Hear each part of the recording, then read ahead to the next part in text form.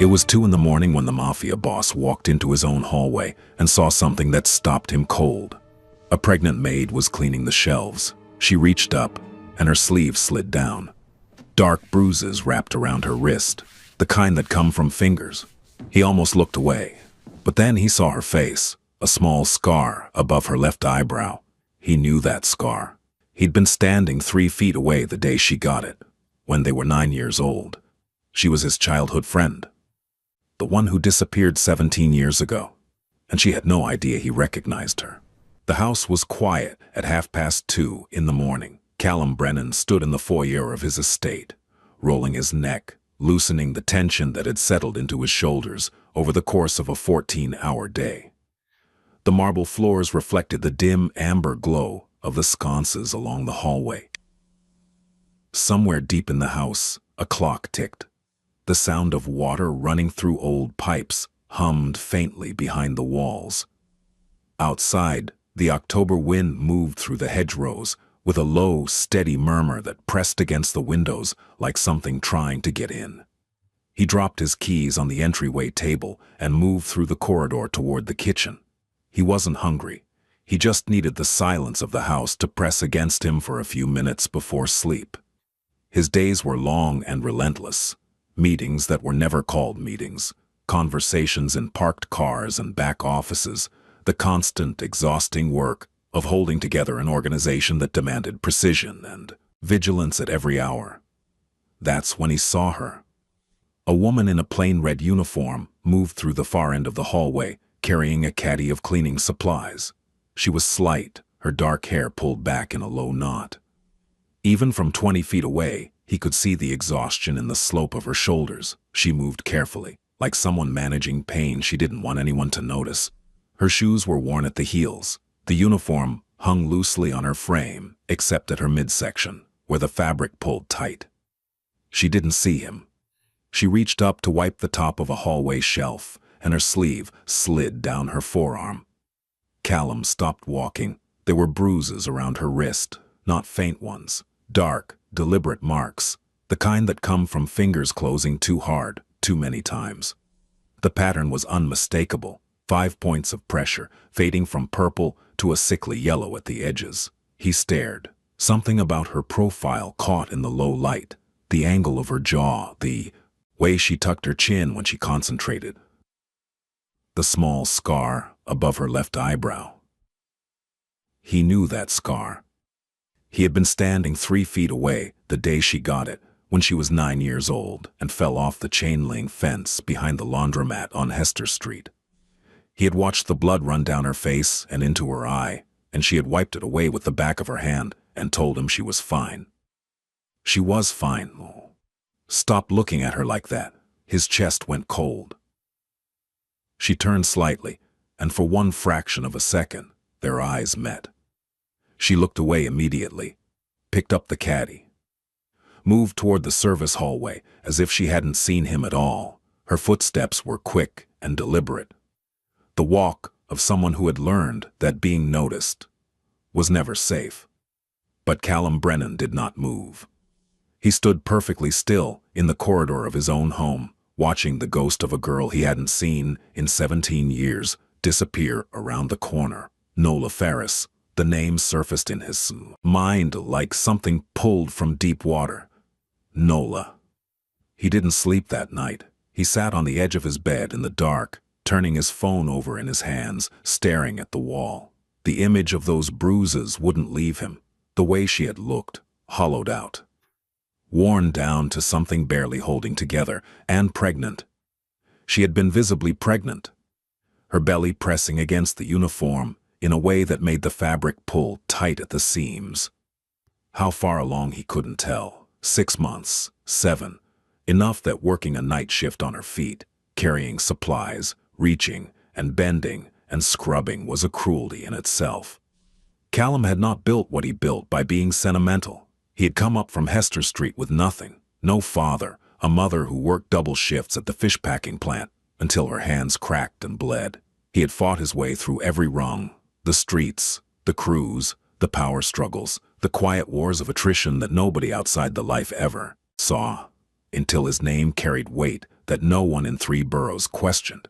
He had learned early that emotion was a vulnerability and that showing it could cost you everything. But the girl on Hester Street had been there before any of that. Before the money, before the fear, before the empire. Before anyone in the world treated Callum Brennan like he mattered, Nola Ferris had.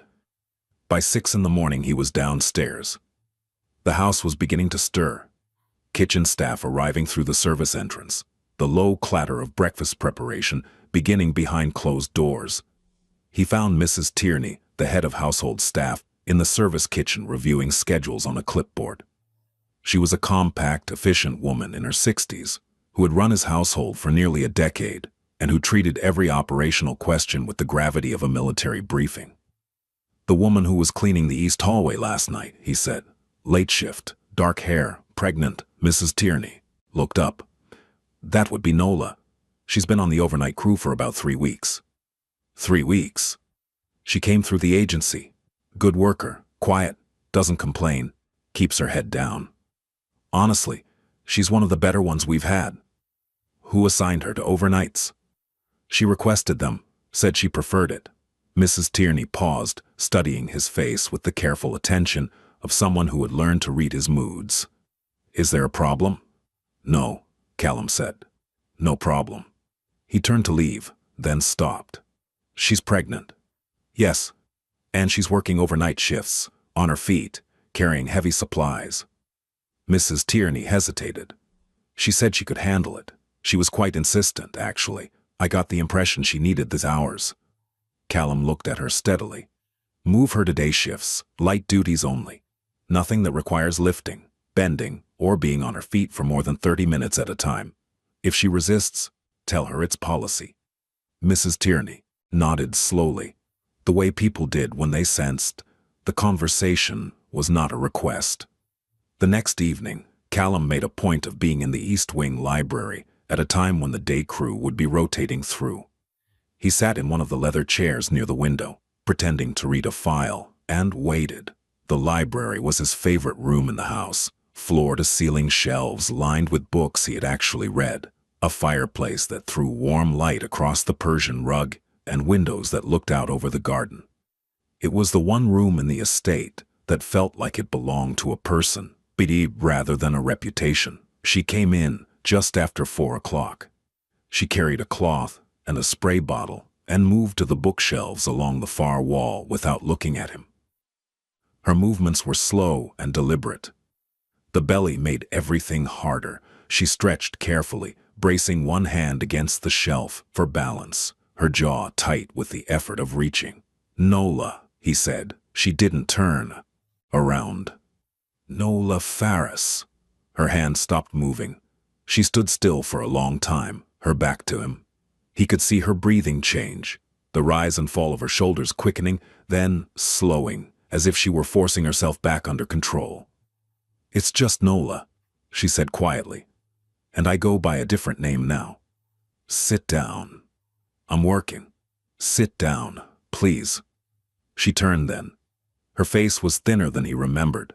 The softness of childhood had been replaced by something angular and guarded. There were faint shadows beneath her eyes that no amount of sleep would fix.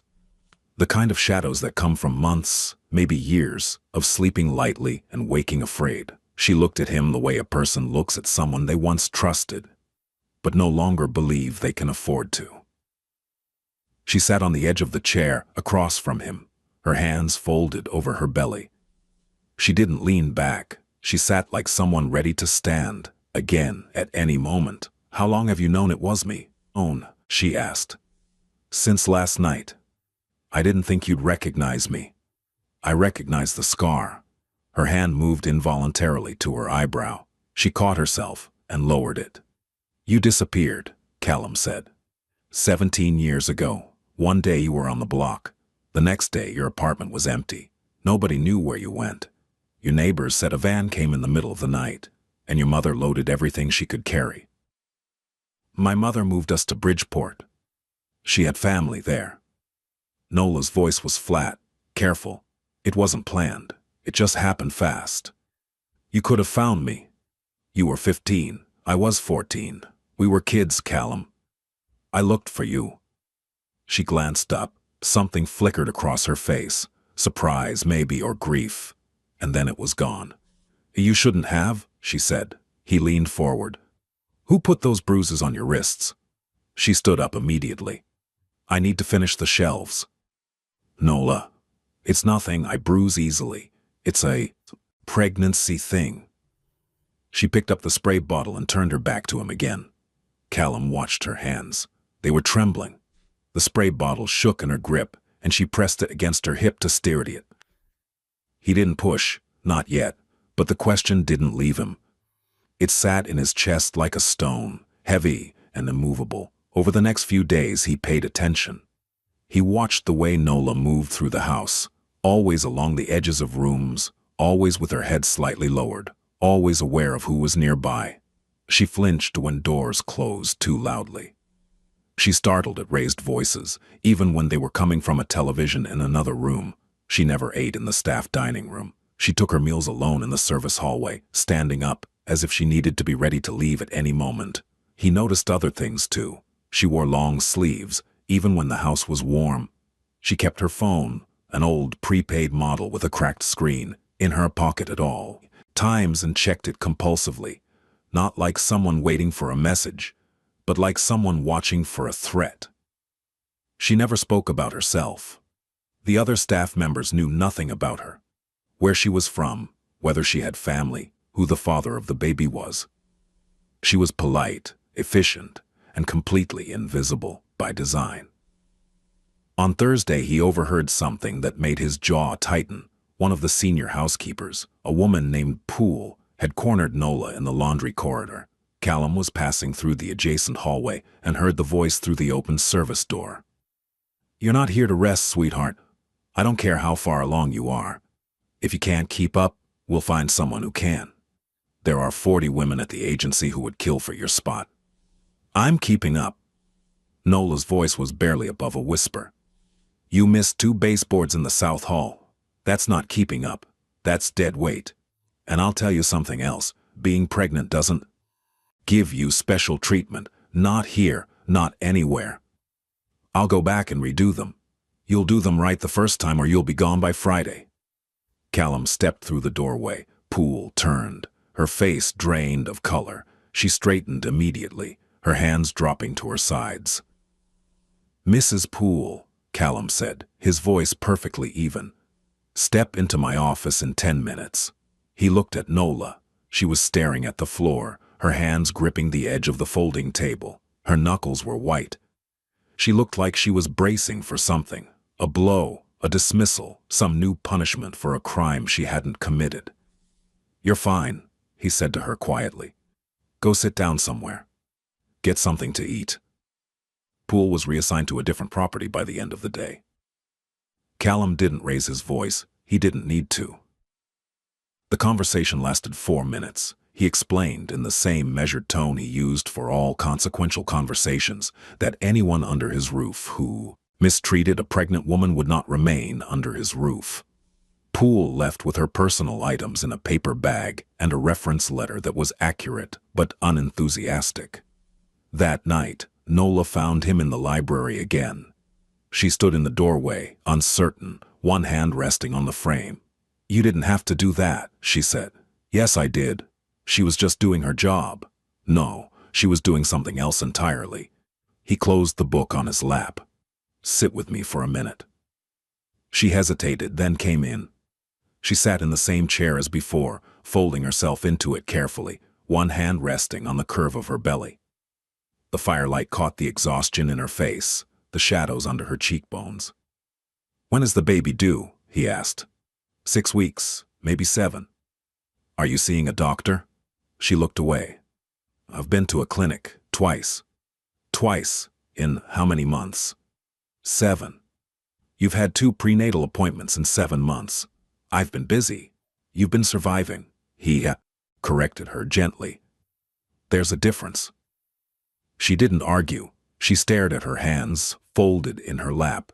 The silence between them stretched. It wasn't uncomfortable. It was the kind of silence that forms between 2 people who once knew each other well enough that words were not always necessary. The kind of silence that remembers, even when the people themselves have tried to forget. "Do you remember the fence behind the laundromat?" he asked. She almost smiled. "The one I fell off of?" "You didn't fall. You jumped. You were trying to get to the other side because Eddie Salcedo had my backpack and was throwing it over." "Eddie Salcedo." She shook her head. "I haven't thought about him in years." "You cleared the fence and landed on your face. Blood everywhere. I thought you'd split your whole forehead open, and you still got the backpack. And you cried." "I did not cry." "You absolutely cried. You thought I was dying. You were holding my hand and telling me to stay. Awake like I was in a war movie. I was concerned. You were sobbing." Despite herself, she laughed. It was small and brief, but it was real. The sound of it changed the room. He leaned back. "You were the only person on that block who ever stood up for me. Not once. Over and over. Every time Eddie or those guys had something to say about my clothes, or my shoes, or my mother, every time someone pushed me on the way home from school. You were always there. This scrawny kid with the ponytail and the backpack that was bigger than she was, stepping in front of kids twice her size. Somebody had to." "No, nobody had to. That's the point. Nobody had to, and you did it anyway." Her eyes glistened. She blinked it away quickly. The way she did everything, fast, controlled, as if showing emotion was a weakness she could not afford. "That was a long time ago," she said. "It wasn't that long ago, not to me." She stared at her hands. "Callum, I'm not who I was. A lot has happened. I can see that. And I don't want your pity. You're not getting pity. You're getting honesty." He paused. "Someone hurt you, and you're afraid. I can see it every time you walk into a room. You check the exits. You keep your back to the wall. Your eyes go to the door before they go to the person talking to you. I know what that looks like, Nola. I grew up around it." She pressed her lips together. A tear slipped down her cheek. She wiped it away fast, almost angry at herself for letting it fall. For a long moment, neither of them spoke. The fire cracked softly in the grate. The clock ticked. Outside, the wind moved through the trees. "His name is Garrett," she said at last. Her voice was thin, almost clinical. The way people speak when they're trying to narrate their own pain from a distance. "We were together for 2 years. I met him at a restaurant where I was waitressing in Pennsylvania. At first, he was the kindest man I'd ever met. Patient, generous. He remembered everything I said. He asked questions about my day.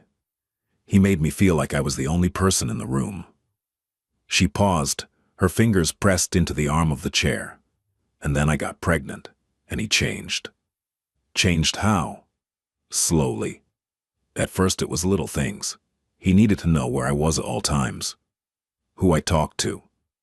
What I ate. What I wore. He checked my phone every night before bed.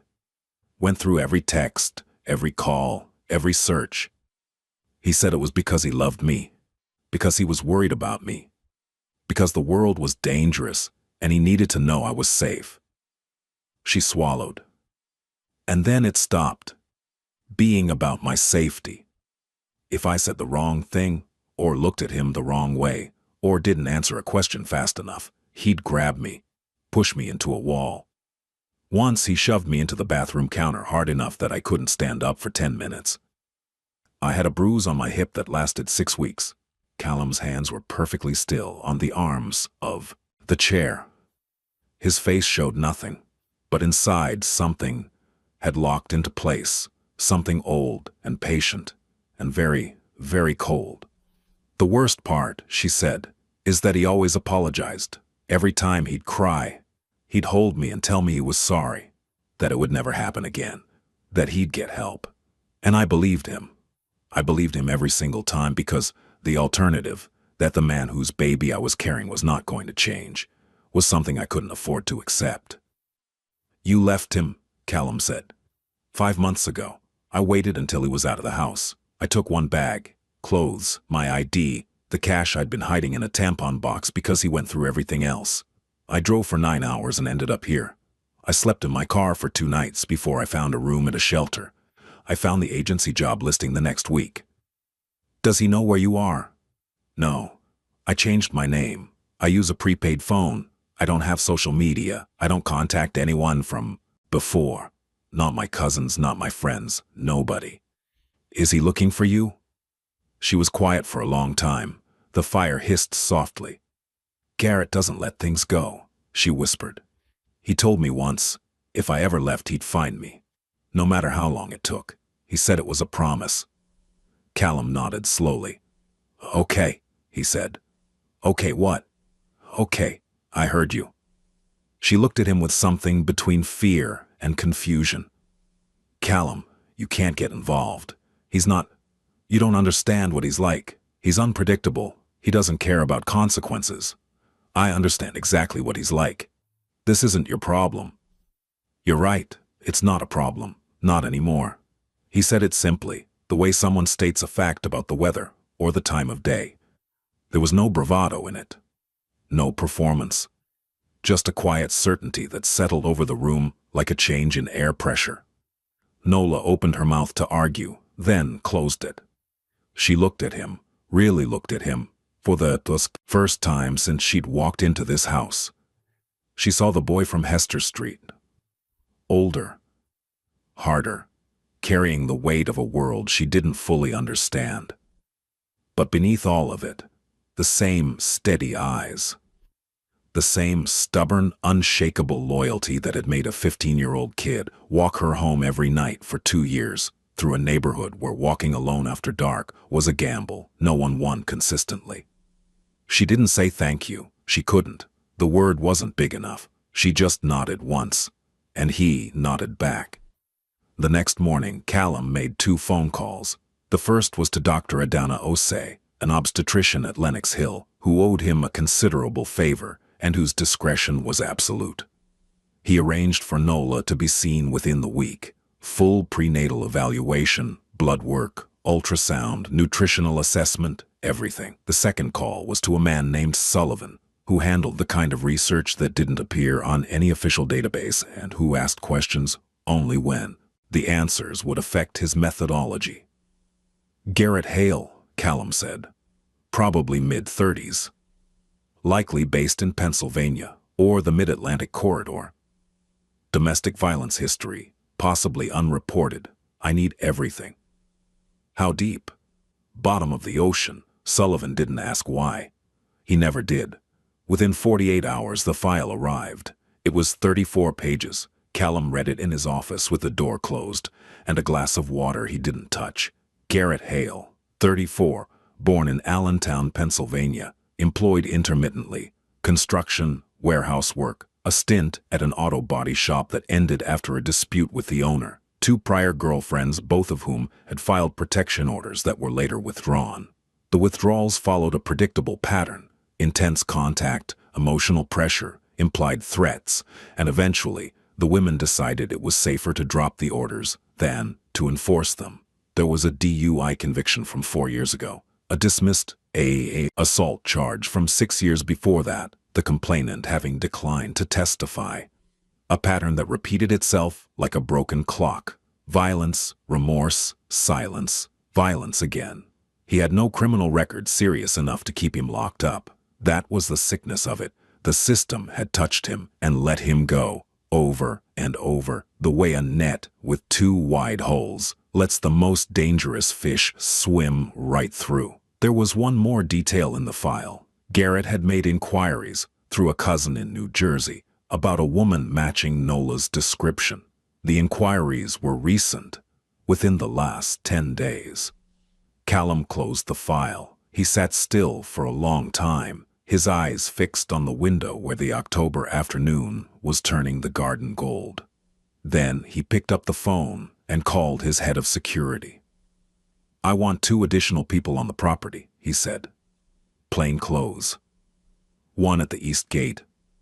1 rotating through the interior. I want cameras on every access point. Access. Checked and updated. And I want to know immediately, if anyone unfamiliar approaches within a mile of this house."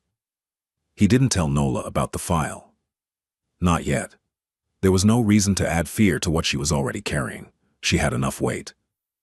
She didn't need to know that the man she'd fled was already reaching in her direction. Instead, he focused on the things he could control. He moved her out of the staff quarters and into the guest suite on the second floor. A small but private room with its own bathroom and a window that overlooked the garden. When she protested, he told her it was being used for storage and needed someone in it to justify the heating bill. She didn't believe him, but she was too tired to fight. He had the kitchen prepare meals for her that the house physician recommended for the final trimester.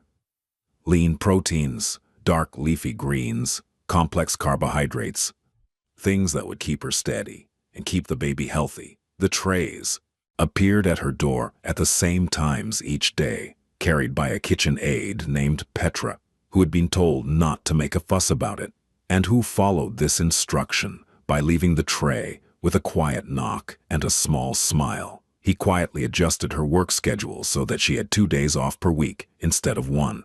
When she asked about it, Mrs. Tierney said it was a company-wide policy change. Nola looked skeptical, but said nothing. And twice a week in the evenings, they sat in the library. They didn't always talk about important things. Sometimes they talked about the neighborhood, the bodega on the corner of Hester and Eldridge where the old man used to give them broken popsicles for free because he couldn't sell them and he couldn't stand to throw them out. The time Callum's mother caught him trying to cook rice with cold water and no lid and lectured him for 20 minutes about disrespecting grain. The summer the fire hydrant broke open on the block and every kid within 4 streets came running and the water hit the asphalt so hard it bounced 3 feet in the air. And for one afternoon, the whole neighborhood forgot what it was supposed to be worried about. She told him about Bridgeport, how her mother had worked at a packaging facility until her back gave out. How Nola had finished high school by 2 credits and never went back for them. How she'd moved from town to town through her 20s, waitressing, cleaning houses, doing bookkeeping for a plumber's office in Scranton, where the owner called her kid even though she was 28. In those moments, Nola almost looked like herself again. The tension in her shoulders would ease, the guardedness in her eyes would soften. She would laugh, really laugh, and the sound would fill the library like something that had been missing from the room long before she arrived. But then a door would close somewhere in the house, and she would go still. Her hand would move to her belly. The light would leave her face. And the woman who had been sitting there, talking and remembering, would retreat behind the walls she had spent years building. Callum saw it every time, and every time he said nothing. He just stayed in the chair across from her and let the silence hold until she was ready to come back. 3 weeks before the due date, Callum's phone rang at 11 at night. He was in his office, reviewing something that could wait, when Sullivan's name appeared on the screen. "Hale crossed into New York this afternoon," Sullivan said. "He's staying at a motel in Yonkers. He's been making calls, trying to track down the staffing agency she went through." Callum was already on his feet. "The agency? They won't give out employee information without a court order, but he's been calling repeatedly, left threatening voicemails, 4 in the last 2 days, said he was looking for his pregnant wife, used her real name." "What else?" "He's got a buddy in Yonkers, former bouncer, type name of Petricelli. The 2 of them have been asking around in service industry circles, showing a photo, her old photo, before she changed her appearance. They've been to 3 cleaning companies, 2 restaurants, and a hotel staffing office. Nobody's given him anything, but he's widening the radius." Callum's jaw tightened. "Keep eyes on him, around the clock. I want to know where he eats, where he sleeps, who he talks to. If he moves toward Westchester, I want to know before his car leaves the parking lot." He hung up. He stood in the dark of his office, his hand flat on the desk, thinking. He had spent his entire adult life managing threats, anticipating danger, reading the movements of men who operated outside the boundaries of ordinary society. Garrett Hale was not a sophisticated man. He was fueled by rage and entitlement, a dangerous combination, but a predictable one. Men like Garrett didn't plan. They escalated. They burned hotter and hotter until they did. Something irreversible, and then the system finally noticed, usually too late. Callum had handled far worse, but this was different. This wasn't business. This was personal, in a way that reached back further than anything in his current life. The girl who had jumped a fence and bloodied her face for a kid nobody else cared about. That girl was sleeping 2 floors above him, carrying a child she was terrified she couldn't protect. He would not allow the ending to be written by a man like Garrett Hale. He told Nola the next morning. He owed her that much. He found her in the garden, sitting on the stone bench near the hedgerow. The November air was cold, but she had a blanket over her shoulders and a paperback in her hands, some old novel with a creased spine that she'd found in the staff lounge. She looked up when she heard his footsteps on the gravel. He sat beside her on the bench and told her plainly. No softening, no evasion. Garrett was in New York. He was looking for her. Callum's people were watching him. He had not found her, and he would not find her. Nola's face went white. The book slid from her fingers and landed open on the ground. Her hands moved to her belly and pressed there as if she could shield the baby through her own skin. How? Her voice cracked. How did he find out I was in New York? He hasn't found you. He's casting a wide net, that's all. He's looking, but he doesn't know where you are, and he won't. He'll figure it out. He always figures it out. He found my cousin in Baltimore. He showed up at her job and waited in the parking lot for 3 hours. He left a note on her windshield. She moved 2 weeks later. This isn't Baltimore, and he's not dealing with your cousin. She looked at him with raw fear. Callum, you don't understand. He'll hurt someone. He doesn't care about consequences. He doesn't think like a normal person. When he wants something, he just keeps pushing until something breaks. Neither do I. The words landed between them like a stone dropped into still water. Callum crouched beside the bench, so his eyes were level with hers. Listen to me. You are safe in this house. You are safe because I say you are safe, and there is not a person in this state or any other who will override that. Do you understand me? She was shaking. Her hands gripped the edge of the bench, knuckles white. I'm scared for the baby, she whispered. I know, and I'm telling you, nothing will happen to this baby. Amund, nothing will happen to you. That's not a hope. That's a fact, she exhaled. It came out ragged, broken, like something that had been held too long, and then she leaned forward and pressed her forehead against his shoulder, and he felt the full weight of her exhaustion and terror pass through her body like a current. Months of sleepless nights, months of checking over her shoulder, months of carrying a child alone while running from the one person in the world who should have made her feel safe. He didn't move, he didn't speak, he just stayed there, steady and still, the way a wall stays when everything else is shaking. 5 days later, at 4 a.m, Nola woke up to a sharp, twisting pain in her abdomen. She lay in the dark, breathing carefully, one hand pressed flat against the mattress, the other against her belly. She waited for it to pass. It didn't. It came again, harder, and a wave of nausea rose in her throat. Something felt wrong, not the normal discomfort she had grown accustomed to, something deeper, something urgent. She reached for the phone on the nightstand. Her hands were shaking so badly that she dropped it twice before she managed to dial. Callum answered on the first ring. His voice was clear and alert, as if he hadn't been sleeping at all. Something's wrong, she said. I think the baby's coming. He was at her door in under 2 minutes. He took one look at her, pale, sweating, gripping the headboard with both hands, her breath coming in short, ragged bursts, and turned to the security detail in the hallway. Get the car. Now, Lenox Hill. Call Dr. O.C. and tell her we're 25 minutes out. The ride was a blur of city lights and empty late-night streets. Nola sat in the back seat, her breathing shallow and fast, her eyes squeezed shut against the pain. Callum sat beside her. He didn't hold her hand. She hadn't asked, but he kept talking to her in a low, steady voice. He told her about the time his mother made him carry a 40-pound bag of rice up 6 flights of stairs because the elevator was broken, and he had complained about being bored. He told her about the pigeon that used to sit on his fire escape every morning and stare at him through the window like it was judging his life choices. He told her about the time Eddie Salcedo tried to steal a candy bar from the bodega, and the old man behind the counter chased him 3 blocks with a broom. She almost laughed between contractions. Almost. At the hospital, everything moved fast. Dr. Osei met them in the private wing, already gowned, her calm authority filling the corridor like a steadying hand. Nola was 3 weeks early. The baby was small. There were concerns about blood pressure. Hers had been dangerously elevated, likely for weeks, compounded by the stress and the hours on her feet and the constant, corrosive fear she had been carrying. They prepped her for delivery. Callum stood in the hallway outside the room while nurses moved in and out. He didn't pace, he didn't sit. He just stood with his back against the wall and his arms crossed, watching the door. The fluorescent lights hummed overhead. Somewhere down the hall, a phone rang and nobody answered. A nurse came out and looked at him. "Are you the father?" "No." "Family?"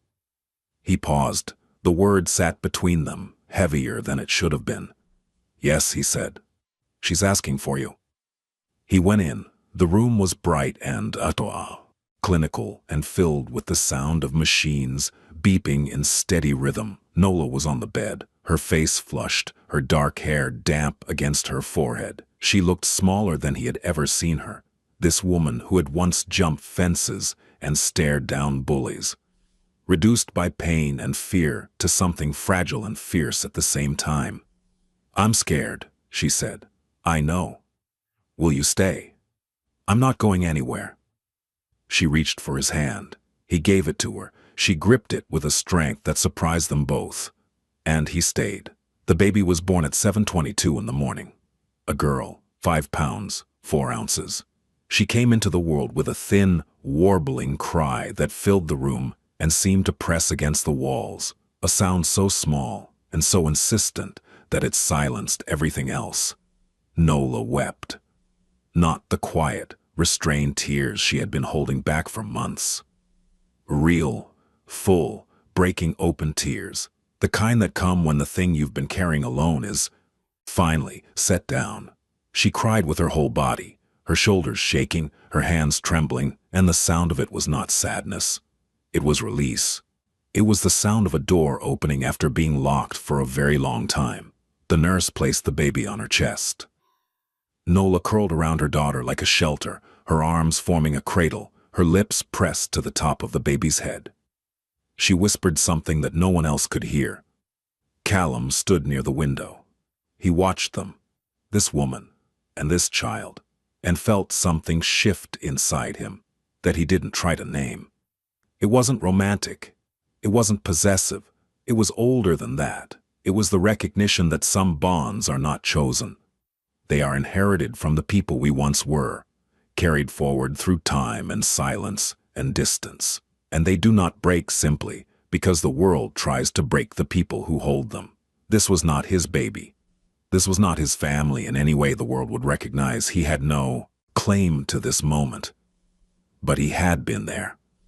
And he would continue to be there because loyalty, real loyalty, the kind that is built in childhood and tested by time and silence and loss, does not come with conditions. He stepped into the hallway and stood alone for a moment. He pressed his back against the wall and closed his eyes. The fluorescent lights buzzed. The hospital corridor smelled of antiseptic and coffee. From inside the room, the baby cried again, a small, startled sound, like someone surprised to find herself alive. Then he took out his phone and made a call. "Sullivan, I need you to move on Hale. Today, not tomorrow. Today." What happened next unfolded with the kind of quiet, methodical precision that Callum Brennan was known for, but rarely seen. Sullivan's team had been monitoring Garrett Hale's movements for weeks. They had compiled a record that was far more damning than anything law enforcement had managed to assemble. Threatening voicemails left at the staffing agency, recorded conversations with his associate Petricelli that included explicit descriptions of what he intended to do when he found Nola, a digital trail of harassment, emails sent to Nola's former landlord, calls to her previous employer, messages to her estranged family members demanding information. But the most critical piece was something Garrett Hale had done himself in a moment of impulsive fury 3 days earlier. He had driven to the Bronx and confronted a woman at a bus stop he mistakenly believed was Nola. He had grabbed her arm. She had screamed. 3 witnesses had called the police. Garrett had fled before they arrived, but the incident was on record, and the woman had pressed charges. Callum's attorney, a former federal prosecutor named Whitfield, presented the full body of evidence to the district attorney's office in a private meeting that lasted 40 minutes. The packet included the prior restraining orders from Garrett's former partners, the new assault charge, the threatening voicemails, the recorded conversations, and a sworn statement from Nola detailing 18 months of escalating domestic abuse. An arrest warrant was issued that afternoon. Garrett Hale was picked up at the Yonkers Motel at 6:45 in the evening. He was charged with assault, stalking, criminal harassment, and violation of an emergency protective order that Whitfield had secured on Nola's behalf earlier that day. He did not go quietly. He never would have. But it didn't matter. Callum received the confirmation by text while sitting in the hospital cafeteria, drinking coffee from a paper cup. He read the message, closed his phone, and sat still for a very long time. The cafeteria was nearly empty. A janitor mopped the floor near the vending machines. The overhead lights cast everything in a flat, neutral glow. Then he went back upstairs. Nola was asleep. The baby was in the bassinet beside her, swaddled in a white hospital blanket, her tiny face scrunched in the particular way that newborns have, as if the world is already louder and brighter than expected, and they're not entirely sure they approve. He didn't wake Nola. He sat in the chair by the window and watched the city lights through the glass until morning. When she woke, he told her. She listened without speaking. Her hand rested on the bassinet. Her fingers curled around the edge, as if maintaining contact with the baby even in stillness. When he finished, she stared at the wall for a long time. Then she looked down at her daughter. "She'll never know him," Nola said. "She'll never know what that feels like." "No," Callum said. "She won't." Nola closed her eyes. Something in her face, some tension that had lived there so long it had become part of her features, part of the architecture of who she was, finally began to ease. It didn't disappear.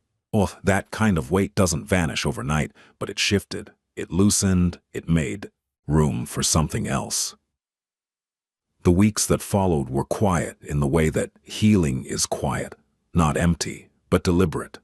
Nola stayed at the estate while she recovered. Callum had the guest suite furnished properly. A crib, a changing table, a rocking chair that appeared one evening without explanation.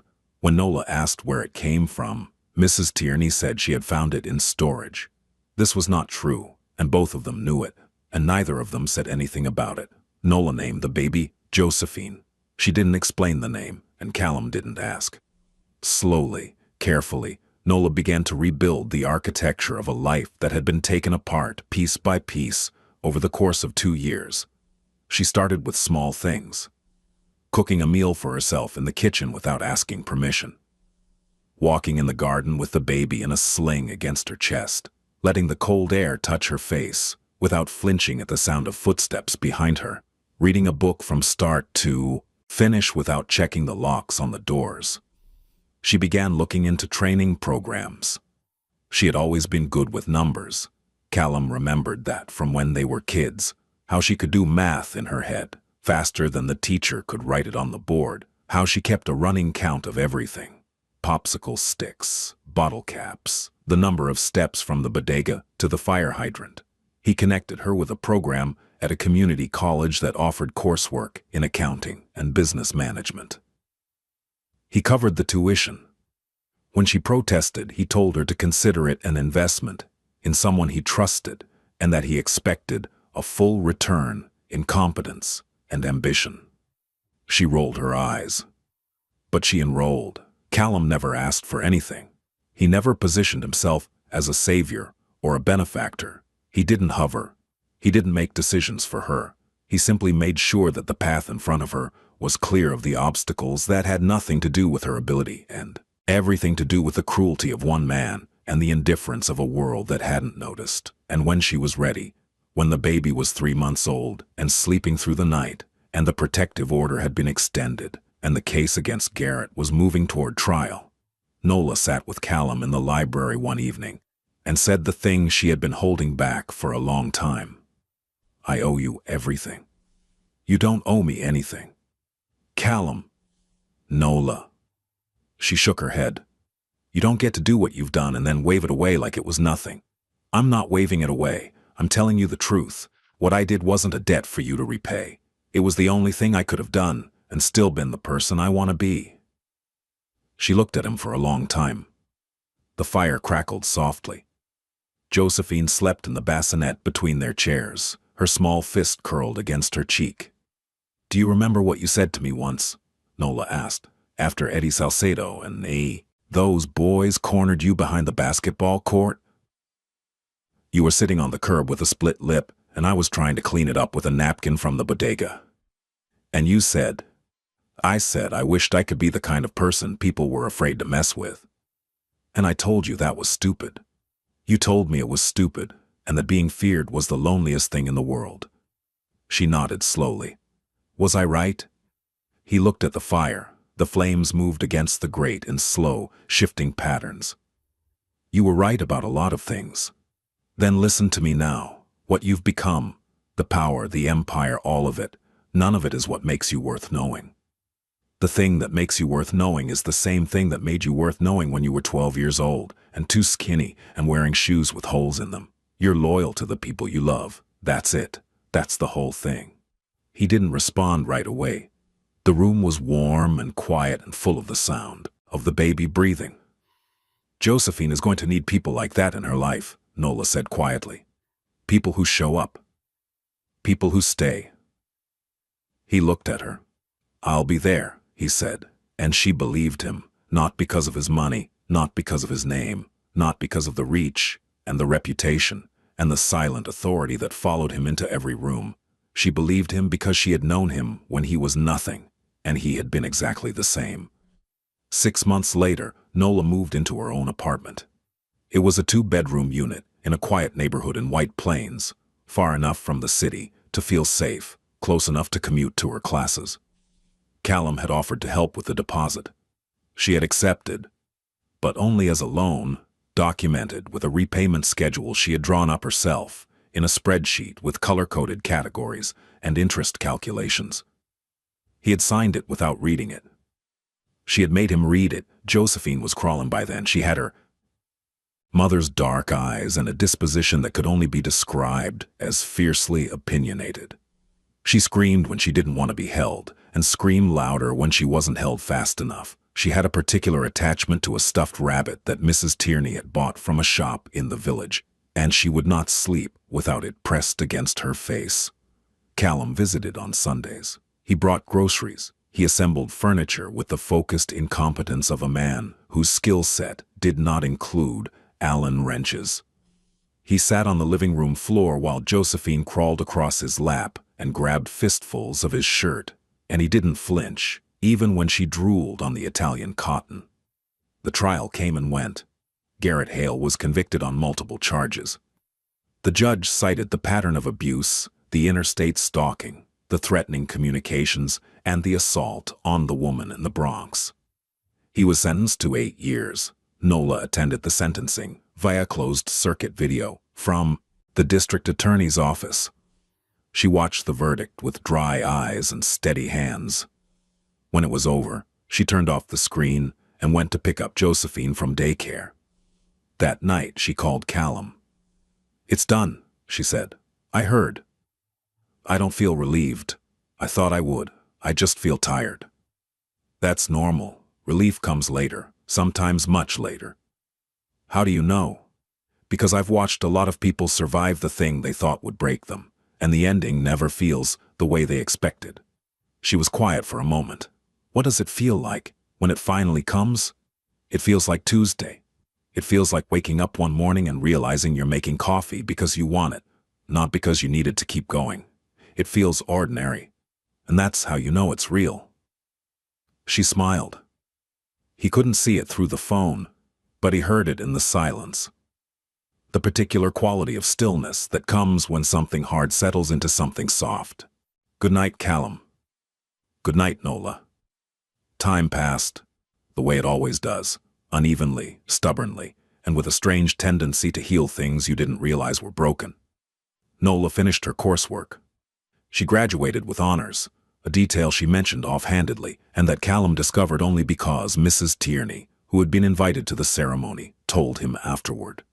She took a position at a small financial advisory firm in White Plains, entry-level, long hours, modest pay. She was good at it.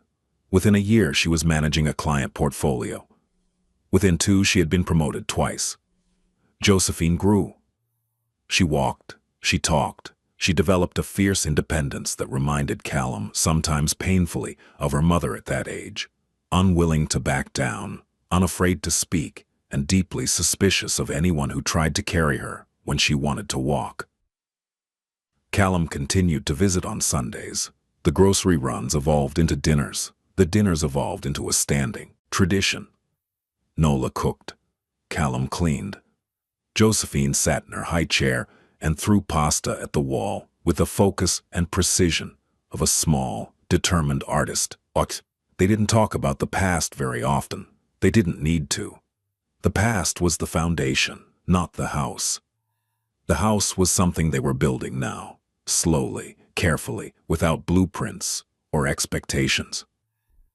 One evening, as Callum was leaving, Josephine ran to the door and wrapped her arms around his leg. "Stay," she said. She was 2.5. The word came out more like a command than a request. He looked down at her. Then he looked at Nola, who stood in the hallway with a dish towel over her shoulder and an expression on her face that she wasn't trying to hide. "I'll be back Sunday," he said to Josephine. He crouched down and let her grab his face with both hands.